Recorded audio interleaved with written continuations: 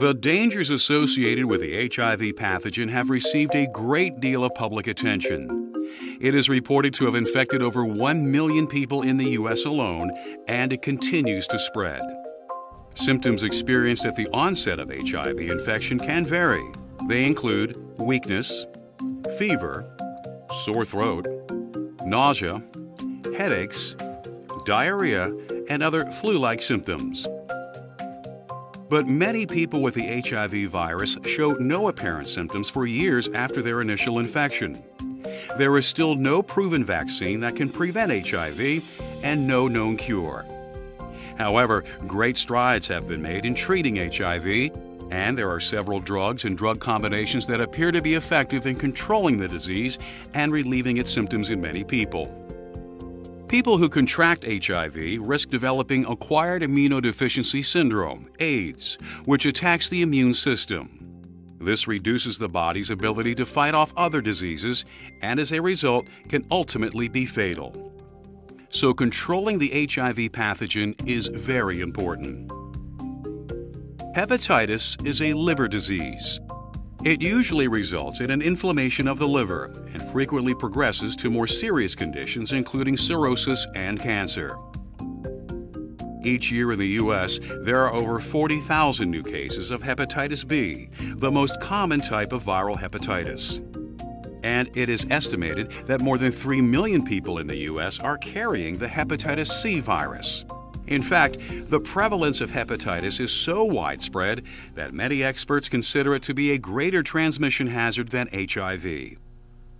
While there is no known cure for hepatitis B, a vaccine is available that can prevent infection. In some cases, the same vaccine can be effective in preventing infection after exposure as well. Currently, there are also treatments that can help to control hepatitis B and relieve its symptoms. In recent years, there has been even more progress made in the treatment of hepatitis C. Today, there are drugs that can actually cure hepatitis C in many people. Hepatitis B symptoms can take 6 weeks to 6 months to develop. Symptoms of hepatitis C from 4 weeks to 3 months. The initial indications resemble those of a mild flu. There is a sense of fatigue, nausea, loss of appetite, and possible stomach pain. Often, jaundice, a distinct yellowing of the skin, will eventually develop, as well as a darkening of the urine. In healthcare environments, blood-borne pathogens are most often transmitted parenterally. This is when microorganisms that are present in a substance are accidentally injected into a worker by a contaminated sharp object. These exposures most often occur through punctures from infected needles or human bites, and are so common that preventing parenteral exposures is one of the major focuses of the OSHA bloodborne pathogens regulation.